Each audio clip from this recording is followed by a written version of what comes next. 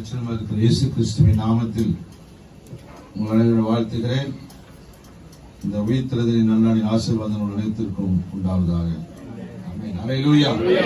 எத்தனை சந்தோஷமா இருக்கிறீங்க? ஆமென். ஹல்லேலூயா. உன் வாயை விரிவாய் திற, நான் அதை நிரப்புவேன். ஒரு மொழியாக்கத்துல I will fill it with good things. நான் அதை நன்மையினால் நிரப்புவேன். வாயை திறந்தா நன்மையினால் நிரப்புவேன்.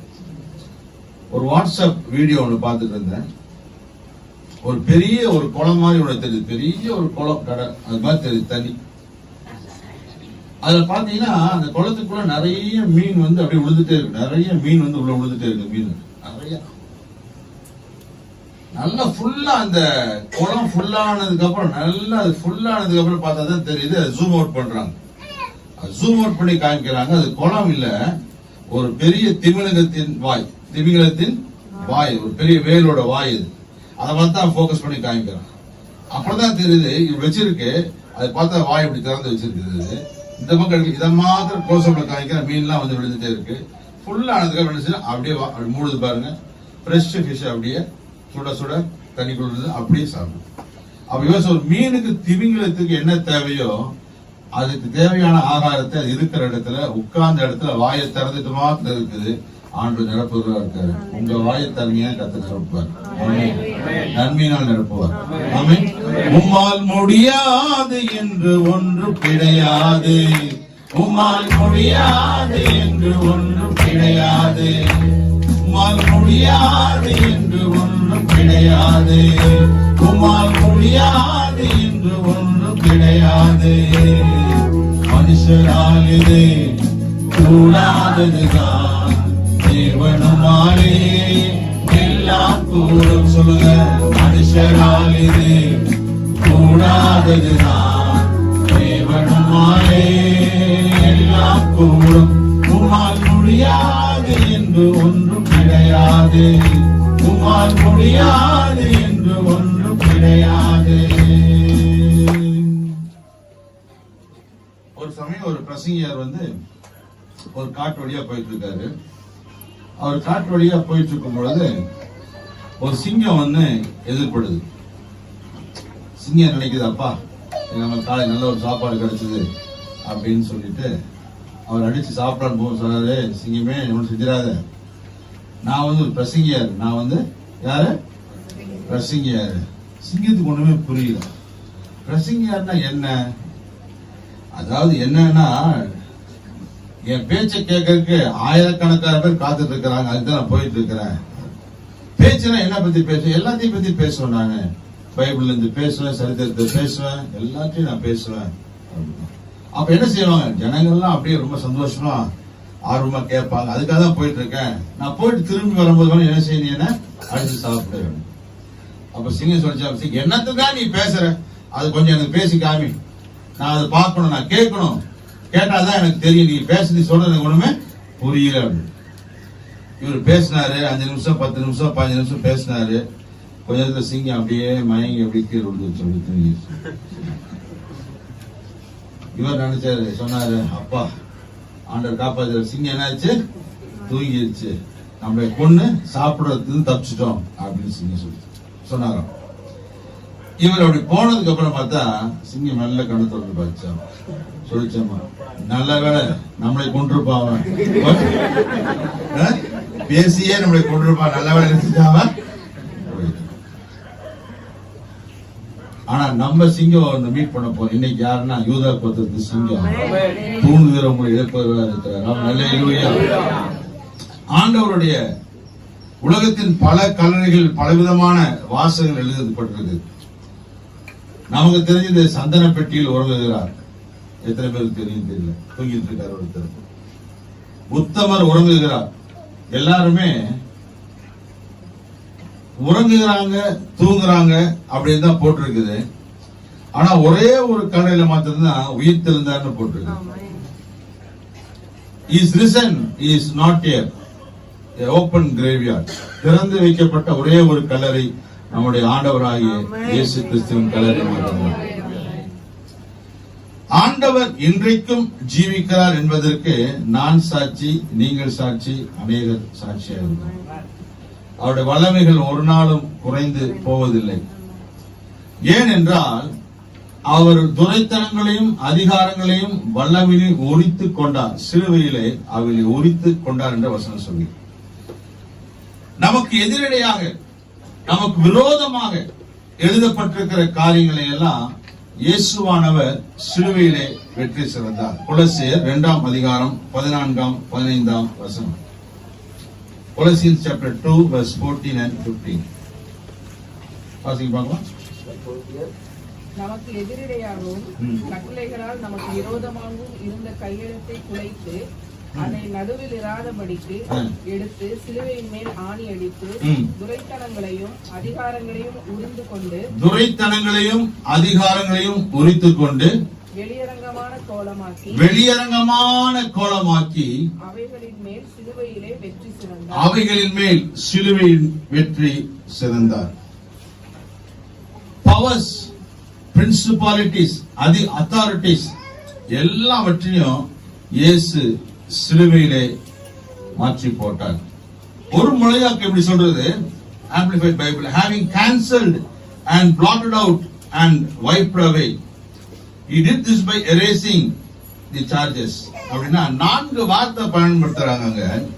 cancellation, blotted out, wiped away, destroyed, erasing இந்த வார்த்தையில் பயன்படுத்தப்படுகிறது. ஒரு காரியத்திற்கு ஆண்டவர் அந்த இடத்துல பவுல் எழுதும் அழகா எழுதுறாரு. முதல் வார்த்தை he canceled அப்படின்னா நமக்கு விரோதமாய் இருந்த எல்லாவற்றையும் வாபஸ் வாங்கிட்டார். இல்ல அது வேண்டாம் அப்படின்னு சொல்லிட்டு நமக்கு எதிரடையாய் சொல்லப்பட்டவர்களை ஆண்டவர் கேன்சல் பண்ணிட்டார். ரெண்டாவது blotted out அப்படின்னா பிளாட்டிங் பேப்பர். சின்ன பிள்ளை எல்லாம் பார்த்துருப்பாங்க, ஸ்கூல்ல படிக்கிறாங்க. பிளாட்டிங் பேப்பர் இருக்கும். ஏதாவது இங்கு ஊத்திருச்சு, ஏதாவது செஞ்சிருச்சுன்னா அந்த பேப்பர்ல அது வச்சா அப்படின்னு செஞ்சிடும், அது ஒழிஞ்சிடும். இப்ப உங்களுடைய பாவமோ, உங்களுடைய அக்கிரமோ, உங்க மீறுதலோ, ஒரு சாபமோ ஏதோ உங்களுடைய வேதனைப்படுத்தி கொண்டு இருக்குது. ஆண்டவர் என்ன பண்ணாருன்னா அந்த பிளாட்டிங் பேப்பர் போல அது மேல வச்சு அதை உரிந்து கொண்டார். இன்னொன்னு erased out. என்னது erased அப்படின்னா பென்சில் எழுதுறோம், தப்பாயிருச்சு அப்படின்னா என்ன பண்ற? ரப்பரை வச்சு அழிக்கும். erased out. and wiped away அப்படின்னா துடைத்து எடுக்கிறது. ஒரு குப்பை விழுந்துருச்சு, ஒரு அழுக்கு கொஞ்சம் துடைத்து எடுக்கக்கூடிய ஒன்று. டிஸ்ட்ராய் நமக்கு தெரியும், அழிக்கிறது. அப்படின்னா இயேசுவானவர் நமக்கு விரோதமாய் சொல்லப்பட்ட அல்லது பேசப்பட்ட அல்லது நம்மை பயம்படுத்துகிற எந்த கிரியை ஆனாலும் சரி, அவர் சிலுவையிலே அவைகளை துடைத்து எடுத்தார், அவைகளை இல்லாமல் ஆக்கினார், அவைகளை அழித்து போட்டார் என்று நாம் புரிந்து கொள்ள வேண்டும். இத்தனை வார்த்தைகளை ஒரு வசனத்துல அங்க திரும்ப ஆழமாக சொல்லுவதை பார்க்க முடிகிறது. இயேசுவானவர் சிலுவையில பேசும் பொழுது அவர் பேசின 6வது வார்த்தை எல்லாம் முடிந்தது. யோவான் 19 அதிகாரம் it is finished என்று சொல்லி அவர் பேசினார். இயேசு எல்லாம் முடிந்தது அப்படின்னு சொன்ன பொழுது பிசாசு என்ன நினைச்சான் அப்படின்னா இதோட ஒரு கதை முடிஞ்சது. பினிஷ் அப்படின்றதுக்கு என்னன்னா 2 வார்த்தை, ஒன்னு அர்த்தம். ஒரு வார்த்தைக்கு 2 அர்த்தம். ஒன்னு தீர்ந்து விட்டது, ஒன்னு தீர்ந்தது. இன்னொரு வார்த்தை, அந்த அதே வார்த்தைக்கு அர்த்தம் என்னன்னா செய்து முடித்து ஆயிற்று. உங்க வேலையை முடிச்சிருக்கீங்களா? I have finished. சாப்பாடு இருக்கா? இட் இஸ் finished அப்படின்னா இல்ல அப்படின்னா. வேலையை முடிச்சிட்டீங்களா? It is finished and has been done. அப்ப ஆண்டவர் சிலுவையில் சொன்ன வார்த்தை என்னன்னா இட் இஸ் finished அப்படின்னு சொல்லும்போது என்னவென்றால் அவர் நமக்காக எல்லாவற்றையும் செய்து முடித்து விட்டார். பிசாசுக்கு ஆண்டவர் பேசின பாஷை புரியல. அவன் நினைச்சான் இட் இஸ் finished, இதோட எல்லாமே முடிஞ்சிச்சு, இனிமேல் இவருக்கு எதுவுமே கிடையாது. நிறைய வேளையில மனிதனுடைய யோசனை என்னன்னா நம்ம சொல்லுவோம் பிசாசு இப்படி செஞ்சுட்டான் அப்படி செஞ்சுட்டான் அப்படின்ட்டு. பிசாசுக்கு பாதி புரியும் பாதி புரியாது. ஹலோ, உங்களுக்கு புரியுதா? பிசாசுக்கு பாதி புரியும் பாதி புரியாது. எப்படி சொல்றீங்க? பிசாசுடைய பிளான் என்ன? இயேசு கிறிஸ்துவை சிலுவைக்கு கொண்டு போக வேண்டும் என்பது அவனுடைய திட்டம். எப்ப இருந்து அவனுடைய திட்டம் அப்படின்னா, உலக தோற்றம் உண்டாகும் நாள் முதல் கூட அவனுடைய திட்டம். ஆண்டவரே சொல்றாரு, ஆதியாகமத்தில் சொல்லும் போது சொல்றாரு, நீ அவர் தலையை நசுக்குவாய், அவரின் குதிகாலை. அப்ப ரெண்டு பேருக்கும் சண்டை, ரெண்டு பேருக்கும் பிரச்சனை அப்படின்றது இப்ப உருவானது கிடையாது. ஆரம்பத்தில் இருந்தே உருவாக்கப்பட்ட ஒன்று, தேவ திட்டத்தின்படி ஒன்று. அப்ப பிசாசோடது என்னன்னா, எப்படி இருந்தாலும் சிலுவையில் இயேசு மரிப்பார். அதுக்கு யார் காரணம்? நான் தான் காரணம், நான் தான் அவரை அடிப்பேன் அப்படின்னு நினைச்சு. இது என்னன்னா, இது பாதி அவனுக்கு தெரியும், மீதி அவனுக்கு தெரியாது. என்ன தெரியாது அப்படின்னா, சிலுவையில் அறையிறது மாத்திரம் தான் அவனுக்கு தெரிஞ்சதை ஒழிய சிலுவையிலிருந்து உயிர் தெழுவான்ற காரியம் அவனுக்கு தெரியவே தெரியாது. தெரிந்திருந்தா அவன் இந்த வேலையை செஞ்சிருக்கவே மாட்டான். அப்படின்னா பாதி தான் அவனுக்கு தெரியும், பாதி அவனுக்கு தெரியாது. அவன் நினைச்சிருக்க எல்லாமே நமக்கு தெரியும் அப்படின்னு யோசிச்சுட்டு இருக்கிறான். ஆனா ஆண்டவர் அவனுக்கு பாதி தான் அறிந்து கொள்ள கொடுத்திருக்கிற ஒழிய மீதத்தை அவனுக்கு வெளிப்படுத்த அறிந்து கொள்ள கர்த்தர் செய்யவே இல்லை. ஆகையால் தான் என்ன செஞ்சான், அவன் தோற்றுப்போம். அவனுக்கு வார்த்தை கேட்ட வார்த்தைகள் எல்லாம், சொல்ற வார்த்தையெல்லாம் கேட்கிறான். யோவான் பிரசங்கம் பண்றது கேட்கிறான். இதோ உலகத்தின் பாவத்தை சுமந்து தீர்க்கிற தேவ ஆட்டு குட்டி, இதோ அடிக்கப்பட வண்ணமா இருக்கிற ஆட்டு குட்டி, இதான் காது எடுத்து. அவன் என்ன பாக்குறான், இயேசுவை பார்க்கும் எப்படி பார்த்து இருக்கானா, ஆட்டுக்குட்டியை போல என்ன செஞ்சிருக்கான், அவன் பார்த்துட்டு இருக்கான். ஆனா அவனுக்கு தெரியாது, இவன் அடிச்சு அவர் மேல தொங்க விடும் போதுதான் ஆட்டுக்குட்டியா இருந்தாரு. ஆனா 3ஆம் நாள் உயிர் தெழும் பொழுது அவர் ஆட்டுக்குட்டி அல்ல, அவர் யூதா ராஜ சிங்கம். இவனுக்கு கொடுக்கப்பட்ட அரைகுற அறிவுல எல்லாவற்றிலும் அவன் தோற்று போறான். ஏன்னா சாத்தான் என்பவன் தோற்று போகிறான். ஏனென்றால் முழு அறிவு அவனுக்கு கிடையாது. இன்றைக்கு நமக்கென்று வைத்திருக்கிற ஆசீர்வாதங்களை தேவன் நமக்காய் எல்லாவற்றையும் செய்து முடிக்கிறவராய் இருக்கிறார். அதை வசனம் சொல்லுது, அவனுடைய துரைத்தனங்களையும் அதிகாரங்களையும் உரித்து கொண்டு வெளியரங்கமான கோலமாக்கி டிஸ்ஆர்ம்டு. அப்படின்னா ஒரு யுத்தத்துக்கு போறவங்க ஒன்று துப்பாக்கி அல்லது அவங்க அம்யூனிஷன்ஸோட போவாங்க, வெப்பன்ஸோட போவாங்க. ஒண்ணு தேர் ஆர்ம்டு. சண்டைக்கு போறவங்க சில சமயத்துல ஒண்ணுமே இல்லாம போவான், அன்ஆர்ம்டு. அவனுக்கு கிடையாது. ஆனா இங்க சொல்லுது டிஸ்ஆர்ம்டு. அப்படின்னா எவன் ஒரு பட்டயத்தை வச்சிருக்கிறானோ, எவன் ஒரு எதிர்க்கக்கூடிய வல்லமை இருக்கானோ, அந்த வல்லமையை இயேசு கிறிஸ்துவானவர் உரித்தெறிந்தார். He disarmed the powers of Satan. இன்றைக்கு சாத்தானினுடைய வல்லமையை ஆண்டவர் எடுத்து போட்டார். அவன் கையில் இருக்கிற துப்பாக்கியை பிடிக்கிட்டாரு, இல்ல அவன் கையில் இருக்கிற கத்திய பிடிக்கிட்டார், இல்ல நமக்கு விரோதமாக எழுதப்பட்டிருக்கிற கையெழுத்தை அவர் குலைத்து போட்டார். பிசாசு திட்டத்தை, சில பிளான நம்மை அழிக்கும்படி வச்சிருப்பாரு. ஆனா அவன் வச்சிருக்கிற பிளான தேவன் அழித்து போட்டார், குலைத்து போட்டார்னா he made confusions. இப்படிலாம் செய்யணும், இப்படிலாம் ஆக்கணும் நினைச்சிருக்கும் பொழுது ஆண்டவர் சொல்றாரு he made confusions. அவனுக்குள்ள ஒரு குழப்பத்தை கர்த்தர் உண்டு பண்ணுகிறார். இயேசு கிறிஸ்துவானவர் அல்லது பிதாவாகிய தேவன் நமக்கு சமாதானத்தை கொடுக்கிற ஆண்டவராய் இருக்கிறார். எதை கொடுக்கிற ஆண்டவராய் இருக்காரு? சமாதானம். பிசாசு எதை கொடுக்கிறவனா இருக்கானா, குழப்பத்தை கொடுக்கிற ஆண்டவனா இருக்கார். ஷாலோம் என்ற வார்த்தை, ஷாலோம் சமாதானம் என்று சொல்லக்கூடிய வார்த்தையில அங்க போடப்பட்டிருக்கிற வார்த்தையின் உள்ள அர்த்தம், ஹீப்ரு லெட்டர்ஸ் உங்களுக்கு தெரியாதனால சும்மா சொல்றேன் நான். உள்ள அர்த்தம் என்னவென்று சொன்னால், அது 3 எழுத்துக்கள் ஒண்ணு அந்த ஷின் என்ற எழுத்து பற்களை காட்டக்கூடிய ஒன்று, பற்களை அல்லது கன்ஃபியூஷன்ஸ் என்ற அடையாளமைப்படுத்தப்படுகிறது. அந்த ஷாலம் என்னவென்றால், ஆண்டவர் எல்லா விதமான குழப்பங்களையும் எடுத்து போடுவதாக இருக்கிறார். அந்த ஷாலோம் என்ற வார்த்தை அப்படின்னா எல்லா விதமான குழப்பங்களையும் கடித்து நம்ம நசுக்குகிற எல்லா குழப்பங்களையும் ஆண்டவர் வேறு கொண்டு போக செய்யறாரு. அப்படின்னா உங்களுக்கு மனசு சமாதானம் இல்லை அப்படின்னா ஒரே குழப்பமா இருக்குன்னு சொல்லும்போது என்ன சொன்ன, சமாதானத்தை தேடி போறாங்க. நிறைய பேர் நிறைய இடத்துக்கு போறாங்க. அப்ப சொன்ன உங்களுக்கு சமாதானம். சீசர்கள் கலங்கி இருக்கும் பொழுது இயேசு சொல்றார் உங்களுக்கு சமாதானம்.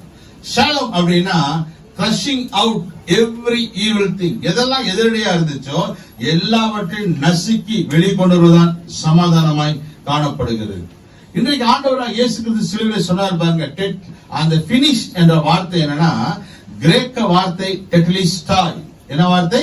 டெட்லிஸ்டாய் என்ற வார்த்தை. நீங்க கேட்டிருக்கலாம். டெட்லிஸ்டாய் என்ற வார்த்தையை எப்ப சொல்லுவாங்க அப்படின்னா, ஒரு ரோம அரசன் அல்ல ரோம கவர்னர் ஆலோசனை பண்றாங்க, ஏதோ ஒரு காரியத்துக்காக பேசுறாங்க.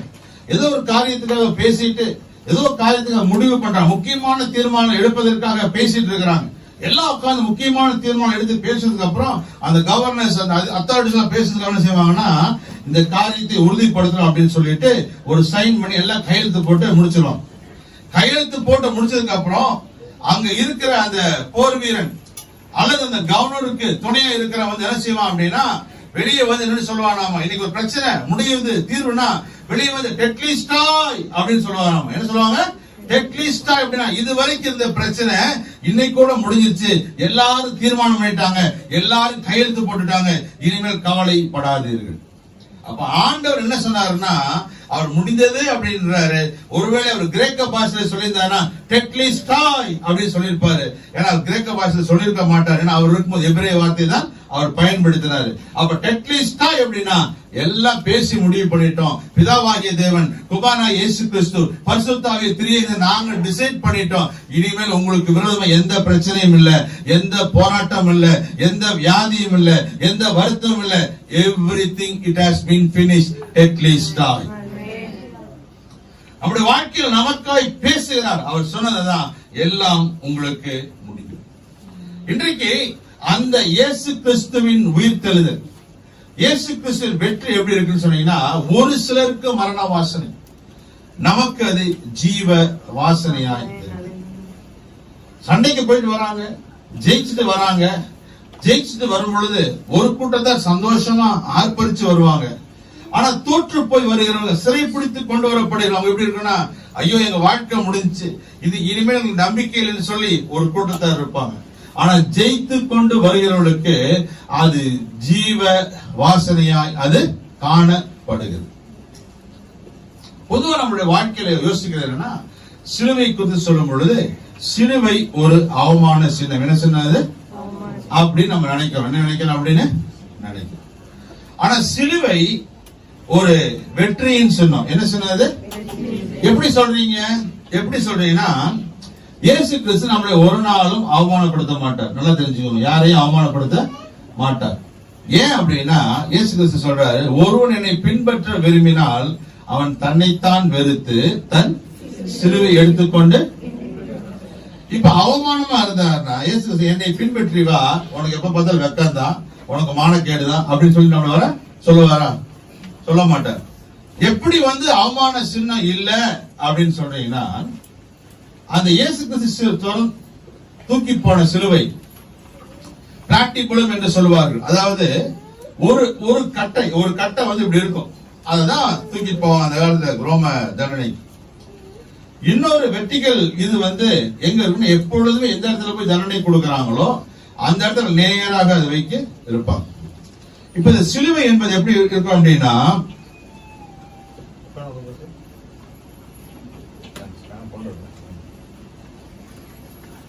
இந்த மாதிரி இருக்கும். ஃபர்ஸ்ட் இந்த மாதிரி எப்படி இருக்கும்?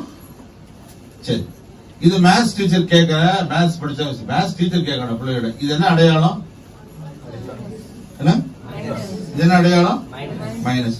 இதுதான் ஒரு மனிதன் அன்றைக்கு தண்டனைக்கு கொண்டு போகப்படுற மனுஷன் என்ன செய்வான்? இதுதான் தூக்கிட்டு போவான். அப்ப அவன் வாழ்க்கை எப்படி ஆரம்பிக்குதுன்னா, மைனஸ்ல என்னது வாழ்க்கை ஆரம்பிக்குது. ஆனா அந்த மைனஸ் வந்து என்ன செய்யறான்? தன்னோடு கூட என்ன செய்யறான்? இதோ ஒரு மனிதன் இவன் என்ன செய்யறான்? தன்னோடு கூட என்ன செய்யறான்? இணைத்துக் கொள்கிறான். இப்ப என்ன ஆயிடுச்சு? என்னைக்கு சிலுவையை நம்ம கூட சுமக்கிற மனசுல நீ சேர்த்துட்டீங்கன்னா மைனஸ் என்ன ஆகும்? பிளஸ் ஆகும். அப்ப சொல்றாரு, சிலுவை சுமந்து கொண்டு பின்பற்றி. அப்ப சிலுவை சுமந்து கொண்டு நடக்கணும். இப்படி சிலுவை சுமந்து கொண்டு என்ன செய்யறாங்க? நடக்கிற. இது என்னது? இது என்னதுமா? அப்ப சிலுவை சுமந்தா மைனஸா பிளஸ்ஸா மல்டிபிளிகேஷனா? பாருங்க, பெரும் பாக்கெட்ல வந்து இப்ப எனக்கு என்ன கிடைச்சிருக்கு? ஒரு அப்ப மைனஸ் என்பது கிடையாது, மைனஸ் என்பது ஆமா, பிளஸ் தான் நம்மளுடைய வாழ்க்கையில. பிளஸ் இல்ல, மல்டிபிளிகேஷன், பெருக்கம். ஏன் பெருக்கம் அப்படின்னா, தெய்வத்தின் திட்டத்திலேயே உலகத்துல மனுஷனை படைக்கும் பொழுது சொல்றாரு, நீங்கள் பழுகி பெருகி பூமியை ஆசீர்வதிக்கும் போது ஆண்டு எப்படி ஆசீர்வதிக்கிறாருன்னா, உபாகம் 1:11, நீங்கள் இப்போது இருப்பதை பார்க்கலாம் 1000 மடங்கு. அப்ப எல்லா நிலையிலும் பாத்தீங்கன்னா மைனஸ் டெபிசிட் என்பது கிடையாது. எல்லா நிலையிலும் கர்த்தர் நமக்கு பெருக்கங்களை கொடுக்கிற ஆண்டவராய் இருக்கிறார். 5:2 எடுத்து 5000 பேருக்கு கொடுக்கும் பொழுது அவர் திருப்தியாய் சாப்பிட்டு மீதியான துணிக்கைகளை 12 கூடையோடு எடுத்தார். அப்படின்னா அதுலயே ஒரு பெருக்கம் தான். எல்லா நிலையிலும் தேவன் என்ன செய்யறார் அப்படின்னா மைனஸ் கிடையாது. இந்த சிலுவை வெற்றியின் சின்னமாய் காணப்படுகிறது. நமக்கு பெருக்கத்தை ஜெயத்தை கொடுக்கக்கூடிய ஒன்றா இருக்குது. நிறைய பேரோட மைண்ட் செட் என்ன, கிராஸ் அப்படின்னாலே ஒரு தோல்வி, ஒரு சிலுவை என்றால் ஒரு பாடுகளுக்கு அடையாளம். கரெக்ட், சிலுவை பாடுகளுக்கு அடையாளம். எதுவரை என்றால் இயேசு கிறிஸ்து நமக்காக சுமக்கும் வரைக்கும் தான் அது பாடுகளுக்கு அடையாளம். ஒரு பாஸ்டர் அவங்களுக்கு மதுரையில் இருக்கும்போது ஒரு ஐயருக்கு குருவானருக்கு காஃபி கொண்டு கொடுத்தாங்க. அப்ப கொடுக்கும்போது சக்கரை போட்டிருக்கீங்களா அப்படின்னு சொல்லி கேட்டாங்க. ஆமா ஐயா போட்டிருக்கேன். அப்ப எனக்கு வேண்டாங்க அப்படின்னு சொல்லிட்டாரு அவர். ஏங்க வேண்டாங்க? இல்ல இல்ல எனக்கு சுகர் இருக்கு, அதனால எனக்கு காஃபி சக்கரை போட்ட காஃபி வேண்டாம். அந்த அம்மா சொன்னாங்க ஒரு சிலுவையை போட்டு குடிங்க அப்படின்னு. என்ன சொன்னாங்க? சிலுவையை போட்டு. இவர் சொன்னாரு ஏற்கனவே ஒரு சிலுவை உள்ள இருக்குது, இன்னொரு சிலுவை போட்ட என்ன ஆயிரும் அடிஷனல். எனக்கு என்ன செய்ய நான் சொல்ற சக்கரை வியாதி ஏற்கனவே ஒரு சிலுவையா எனக்கு இருக்கு, மறுபடியும் போட்ட என்ன ஆகும் அடிஷனல். ஆனா மெய்யாகவே பார்க்கும் பொழுது அதை விசுவாசிக்கிற நமக்கு கர்த்தர் பலனாய் கொடுக்கிறார். நீங்க நம்ம ஜெபம் பண்ணும் பொழுது, சின்ன பிள்ளைகளுக்கு ஜெபம் பண்ணும் பொழுது, மற்றவங்க ஜெபம் பண்ணும் பொழுது பாத்தீங்கன்னா ஆசீர்வாதம் கூறும் பொழுதும் கரங்களை உயர்த்தி சிலுவையின் அடையாளத்தை சொல்லி தானே செய்யறாங்க, ஆசீர்வதிக்கிறாங்க. சின்ன பிள்ளைக்கு எப்படி ஆசீர்வாதம் போற, தலையில கை வச்சு சிலுவை அப்படின்னு என்ன அர்த்தம்? பாடு அனுபவி, நீ வேதனை அனுபவி, அப்படிதான் அர்த்தம். நம்ம சொல்லுங்க பார்க்கலாம். பாஸ்டர் நல்லா பிரசங்கம் பண்ணி நல்லா இருப்பீங்க, அப்படி இருப்பீங்க, வாழாகம் தலையாக்க எல்லாம் சொல்லி கடைசியில பிதா குமாரன் பரிசுத்தாய் நாமத்துல அதோட நீ தீந்தன்னு அர்த்தம். ஏன்னா அப்படிப்பட்ட ஒரு மைண்ட் செட்ல தான் ஒரு அப்படி என்றால் இது வெற்றியின் சிலுவையின் அடையாளத்தை நம்ம சுமந்து செல்லுகிறவர்களாக ஆண்டவன் அப்படிப்பட்ட ஒரு வெற்றியை கொடுத்திருக்கிறார். இந்த டெக்லிஸ்டா என்ற வார்த்தையில எல்லாம் முடிந்த வார்த்தை என்னன்னா he nailed out, ஆணி அடித்தார். என்ன பண்ணாராமா? ஆணி அடித்தார். இன்னொரு வார்த்தை paid in full, முழுவதும் உங்களுக்காக விலை கிரயம் செலுத்தி ஆகிவிட்டது. இன்னைக்கு இருக்கிற ஹோட்டல்ஸ் எல்லாம் பில்லு போற இடத்துல பாத்தீங்கன்னா நமக்கு தெரியும், எல்லாமே பே பண்றாங்க வந்துடும். சில வில்லேஜஸ்ல போனீங்கன்னா இன்னும் என்ன வச்சிருப்பாங்கன்னா பில்லு கவுண்டர்ல பாத்தீங்கன்னா கேஷ் கவுண்டர்ல பாத்தீங்கன்னா ஒரு முள்ளு கை மாதிரி வச்சிருப்பாங்க. நீங்க பணம் கட்டணும் என்ன செய்வாங்க, அதுல குத்தி வைப்பாங்க. அதுல குத்திட்டாங்கன்னா என்ன அர்த்தம்? காசு வாங்கியாச்சு. அதுல குத்திட்டாங்க என்ன அர்த்தம்? காசு வாங்கியாச்சு. இயேசு கிறிஸ்து சிலுவையில ஆணி அடிக்கப்பட்டாரு அப்படின்னா என்னன்னா காசு அவரு செலுத்திட்டாரு, முடிஞ்சிருச்சு. இனிமேல் நம்ம செலுத்த வேண்டிய அவசியம் இல்லை. Paid in full. எல்லா என்ன அர்த்தம்னா அது ஒண்ணு. மார்ட்டின் லூத்தர் ஒரு நாள் எழுதிட்டு ரெஃபர்மேஷன் ஆஃப் கிறிஸ்டியன் எழுதிட்டு இருக்காரு. புரொட்டஸ்டன்ட் இயக்கத்தை குறித்து எழுதுறார். எழுதும் போது பிசாஸ் பேசுறான். மார்ட்டின் என்ன பண்ணிட்டு இருக்கிறார்? புரொட்டஸ்டன்ட் இயக்கத்தை பத்தி எழுதுற எதிர்ப்பை பத்தி என்னத்தை பெருசா எழுதுற? நீ சின்ன வயசுல சீர் குடிச்ச, நீ சின்ன வயசுல திருத்தலம் பண்ண, அவன் சொல்லி அவன் எல்லாம் எழுதிட்டு இருக்கிறான். ஓனா என்ன பண்றான்? இவர் எழுதிட்டு இருக்கிறாரு, பெரிய மறுரூபத்தை உண்டாக்கி இவர் எழுதுறான். அவன் எல்லா பாவங்களும் செய்யற ஒவ்வொன்னா லிஸ்ட் பண்ணிட்டே இருக்கிறான். வருஷம் நீ அப்படி செஞ்ச, இப்படி செஞ்ச, சின்ன வயசுல செஞ்ச, அதை செஞ்சு எழுதிட்டே இருக்கான். இப்ப எழுதிட்டே இருக்கும் பொழுது மார்ட்டின் ஒன்று பார்த்து எழுது ஃபுல்லா நீ என்ன செய்ய, நீ எழுது, எவ்வளவு எழுதுறியோ நீ எழுது. எல்லாம் எழுதி முடிச்சுக்க அப்புறம் மார்ட்டின் பார்த்தாராமா, அவர் வச்சிருந்தாராம் இங்க் வச்சு எழுதிட்டு, ரெட்டிங் வச்சு எழுதிட்டு இருக்கிறாரு. அந்த பாட்டில் எடுத்து அந்த இங்க் எடுத்து அவர் எழுதுறது அப்படி தூக்கி ஊத்துனா. சொன்னாரு, நீ சொன்னதெல்லாம் கரெக்ட் தான், ஆனா இயேசு கிறிஸ்துவின் ரத்தம் எல்லா நீக்கனை எல்லாவற்றுக்கும் அவர் விலைக்கிரை செலுத்தி விட்டாரு. எல்லாம் அதற்காக முடிந்தது. நமக்கு எதிரடியா இருந்த சாபங்கள், நமக்கு எதிரடியா இருந்த பாவங்கள் வாசிப்பாங்க. ஏசாயா சரி என்ன 5ஆம் அதிகாரம் 23 வாசிங்க. என்ன 5:23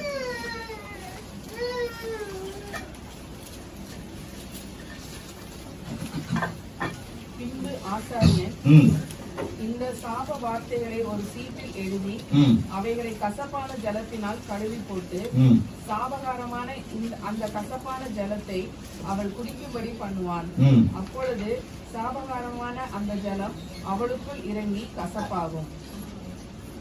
ஒருத்தர் பாவம் செஞ்சுட்டாங்கன்னா யாருன்னு கண்டுபிடிச்சு ஒரு சீட் எழுதி அதை எரிச்சு அதை சாம்பலாக்கி அதை குடிக்க வைப்பாங்க. குடிச்சா என்ன ஆகும்னா அந்த சாபம் அவங்களுக்குள்ள வரும். ஆனா இன்றைக்கு நம்மளுடைய வாழ்க்கையில ஒரு மனுஷன் குடிக்கிறது நிமித்தம், அதாவது ஒரு தீட்டான ஒரு ஜலத்தை குடிக்கிற நிமித்தம் வருகிற சாபத்தை ஆண்டவர் எப்படி மாத்தினார்னா, தன்னுடைய ரத்தத்தை கொடுத்து அதை குடிக்கும் பொழுது கர்த்தர் சாபத்தை மாற்றுகிறார். நமக்குள்ள போகும் பொழுது கர்த்தர் நம்முடைய சாபத்தை மாற்றுகிறார். ஏசாயா 43 அதிகாரம் 20 ஏசாயா 43:25.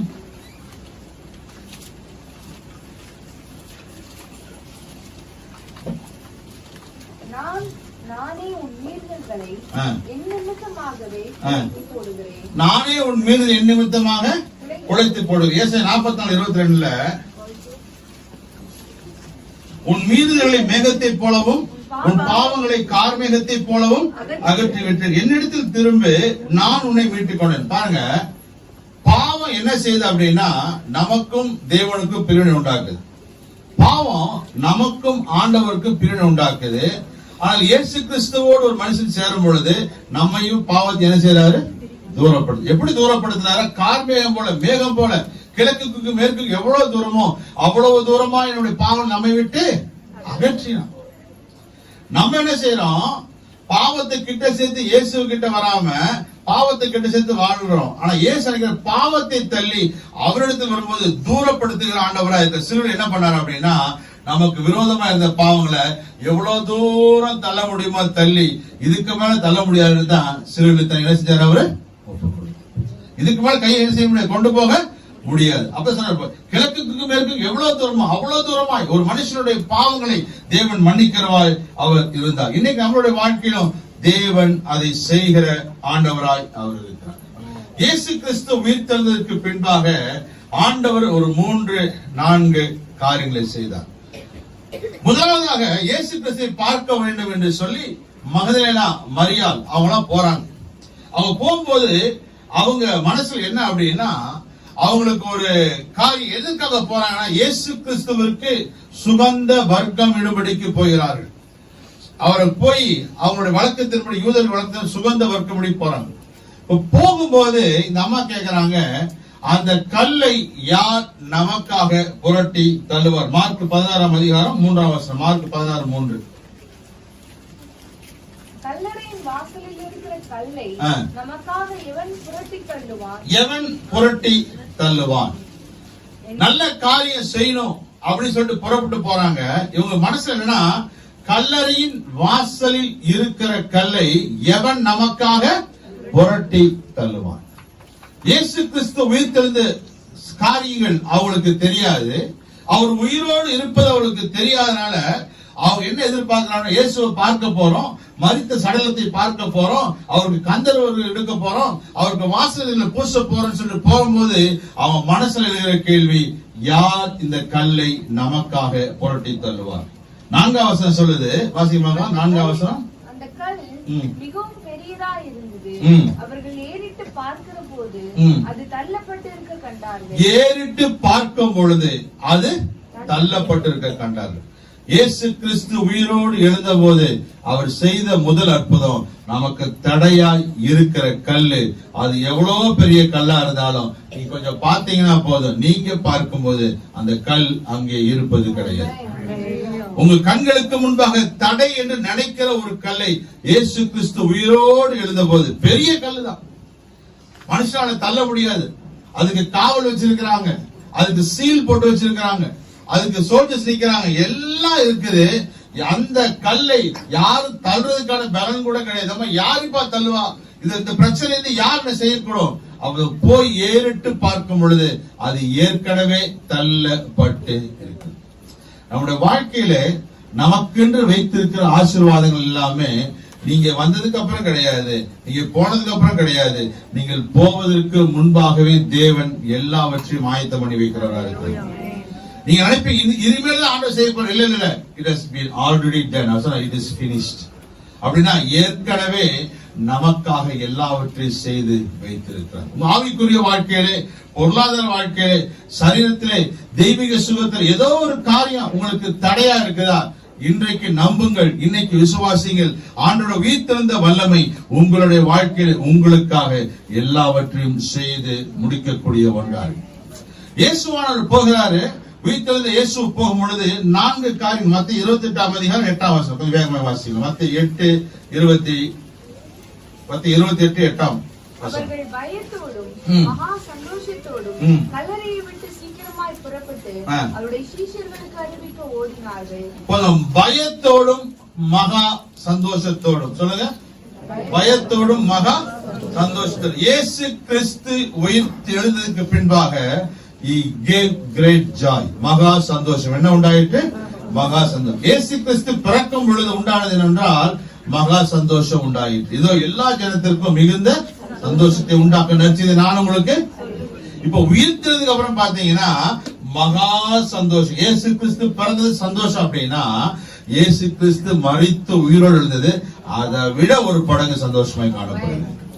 இவங்க மகா சந்தோஷமா என்ன செய்யறாங்க? அவங்க போறாங்க. 9ஆம் வசனம் வாசிங்க. 9ஆம் வசனம். அவர்கள் அவருடைய சீஷர்களுக்கு அறிவிக்க போகிற போது இயேசுதாமே அவர்களுக்கு எதிர்பட்டு வாழ்க என்றார். இயேசு அவருக்கு எதிர்பட்டு என்ன சொன்னார்? அவரு வாழ்க. கிரீட்டிங்ஸ், ஒரு வாழ்த்துல ஆண்டவர் சொல்றாரு வாழ்க. பாருங்க, மரியாள் வயித்துல குழந்தை இருக்கும்போது தூதன் வந்து சொல்றான், கிருபை பெற்றவளே நீ. அப்படின்னா அந்த வாழ்த்துதல் எப்படி இருந்துச்சுன்னா வல்லமை உள்ளதா இருந்துச்சு. அந்த வாழ்த்துதல் சாதாரண வாழ்த்துதல் கிடையாது. நம்மளும் சொல்லுவோம் ஹாப்பி ஈஸ்டர், அப்படி ஹாப்பி ரிசர்வேட்டட் டே, ஹாப்பி நியூ இயர் எல்லாத்துக்கும் என்ன செய்யறோம்? வாழ்த்துதல் சொல்றோம். ஆனா நம்ம சொல்ற வாழ்த்துதல உள்ள இருக்கிற குழந்தை துள்ளுமா இல்லையான்னு நமக்கு தான் தெரியும். அவங்க தூதன் சொன்ன வாழ்த்துதல அங்க மரியாள் போய் வாழ்த்துதல் சொல்றாங்க. யோவான் ஸ்நானகனுக்கு தான் எலிசபெத் சொல்லும் பொழுது அங்க போய் சொல்லும் பொழுது வயிற்றில் இருந்த பிள்ளை துள்ளி. ஒருத்தர் நமக்கு வாழ்த்துதல் சொல்றாங்கன்னா உள்ள இருக்கிற குழந்தை துணுதோ தொல்லையோ அட்லீஸ்ட் நம்ம மனசுக்குள்ள இருதயமாச்சு கொஞ்சமாச்சு. சிலவங்க வாழ்த்தல் சொன்னாங்கன்னா துள்ளாது, படப்படம் என்ன செய்யும்? நல்லா இருக்கீங்களா பிரதர், நீங்க நல்லா இருங்க அப்படின்னு நினைத்தோம் அப்பா அப்படின்ற மாதிரி ஆயிப்போது. ஆனா இந்த வாழ்த்துதல் இயேசு சொல்ற நீங்க வாழ்க. பக்கத்துல பார்த்து சொல்லுங்க நீங்க. உலக மனுஷன் இல்லாத ஆளை பார்த்து வாழ்க வாழ்கன்றான். ஆளே வாழல, ஆளே போய் சேர்ந்துட்டாங்க. இன்னைக்கு என்ன சொல்றான்? வாழ்க. அந்த நாமம் வாழ்க, இந்த நாமம் வாழ்க. ஆனா வாழ்த்த வேண்டிய ஒரே ஒரு நாமம் நம்முடைய இயேசு கிறிஸ்து நாமம் மாத்திரம்தான். ஏனென்றால் அவர்தான் இன்றைக்கு வாழ்ந்து கொண்டிருக்கிறார். He lives. அந்த உயிர்த்தெழுந்த இயேசுவானவர் வாழ்ந்து கொண்டிருக்கிறார். 10ஆம் வசனம் வாசிங்க. 10. அப்பொழுது இயேசு அவர்களை நோக்கி பயப்படாதிருங்கள், நீங்கள் போய் என் சகோதரர் கலிலேயாவுக்கு போகும்படி அவர்களுக்கு சொல்லுங்கள், அங்கே அவர்கள் என்னை காண்பார்கள். 10ஆம் சொல்றாரு பயப்படாதீர்கள். என்ன சொல்றாரு? பயப்படாது. Fear not. இயேசுவானவர் பிரசங்கம் பண்ண நாட்கள்லாம் பாத்தீங்கன்னா கூட அடிக்கடி அவர் பயன்படுத்தப்பட்ட வார்த்தை தான் பயப்படாதீர்கள். பயப்படாதீர்கள். அடைக்கலான குருவிலை பார்க்க நீங்க பயப்படாதீர்கள். உங்க தலையில் இருக்கிற மயிரெல்லாம் அப்படின்னு அவருக்கு தெரியும். இந்த பயம் மாத்திரம் எப்ப விட்டு போவே போகாது. உயிர்த்ததுக்கு என்ன சொல்றாங்கன்னா பயப்படாதீர்கள். ஏன்னா பயப்பட மனிதனோட வாழ்க்கை பார்த்தீங்கன்னா பயம் எப்படி? ஏன்னா சீஷர்கள் கூட யூதர்களுக்கு பயந்ததுனால கதவை அடைத்து உள்ளுக்குள்ள இருக்கிறாங்க. அங்க போய் சொல்றாரு பயப்படாதீர்கள், உங்களுக்கு சமாதானம். ஆண்டவர் சொல்றாரு பயப்படாதீர்கள். 4ஆவது வசனம் அடுத்த வசனம். அவர்கள் போக காவல் சேவகரில் சிலர் நகரத்துக்குள்ளே வந்து நடந்த யாவற்றையும் பிரதான ஆசாரியருக்கு அறிவித்தார்கள். இவர்கள் மூப்பரோட கூடி வந்து ஆலோசனை பண்ணி சேவகருக்கு வேண்டிய பணத்தை கொடுத்து, நாங்கள் நித்திரை பண்ணுகையில் நம்முடைய சீஷர்கள் ராத்திரியிலே வந்து அவனை களவாய் கொண்டு போய் விட்டார்கள் என்று சொல்லுங்கள். இது தேசாதிபதிக்கு கேள்வியானால் நாங்கள் அவரை சம்மதப்படுத்தி உங்களை தப்புவிப்போம் என்கிறார்கள். அவர்கள் பணத்தை வாங்கி கொண்டு தங்களுக்கு போதிக்கப்பட்டபடியே செய்தார்கள். இந்த பேச்சு யூதருக்குள்ளே இந்நாள் வரைக்கும் பிரசித்தமாய் இருக்கிறது. போதுமா? இந்த சம்பவம் அன்னைக்கே சொல்லிட்டேன். நான் உங்களுக்கு லாங்னஸ் பத்தி நான் சொன்னேன். நான் அந்த களவாய் கொண்டு போக வேண்டும் என்று சொல்லி பிளான் பண்றாங்க. ஆனா யார்கிட்ட போய் பேசுறாங்களோ அந்த மனிதன் கர்த்தரோட அருகில் வரக்கூடிய ஒருவனாக இருந்தான். எந்த மனுஷன் குத்துனானோ, எந்த மனுஷன் காவல் வச்சானோ, எந்த மனுஷன் லஞ்சம் கொடுத்து அவனை சரி பண்ண நினைச்சாங்களோ அவன் இயேசுவுக்கு சாட்சியாக மாறுவதாக இருந்தார். 3 விதமான அற்புதங்களை இயேசு செய்தார்.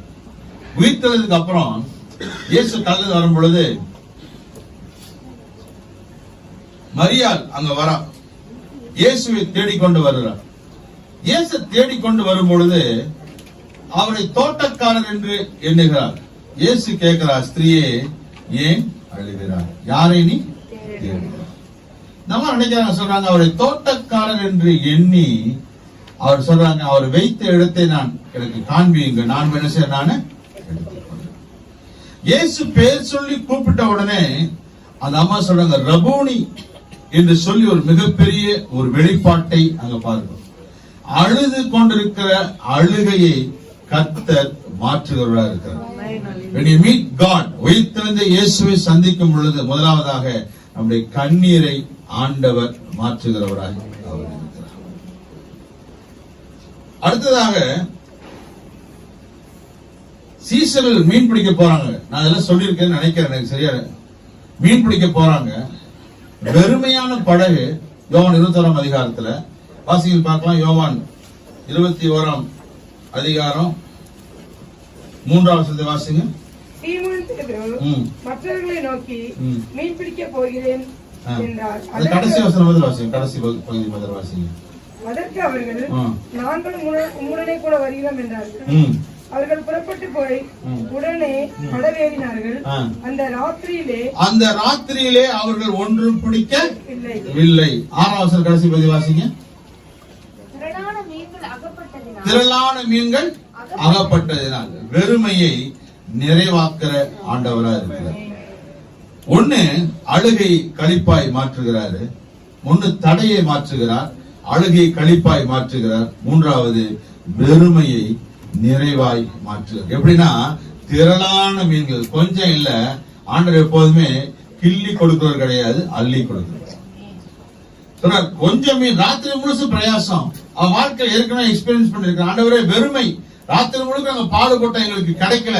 ஆனா இப்ப அந்த வெறுமையை ஆண்டவர் திரளாய் மாற்றுகிற ஆண்டவராய் இருக்கிறார். லூக்கா 24 அதிகாரம் 17வது வசனம் வாசிப்பாங்க. லூக்கா 24:17.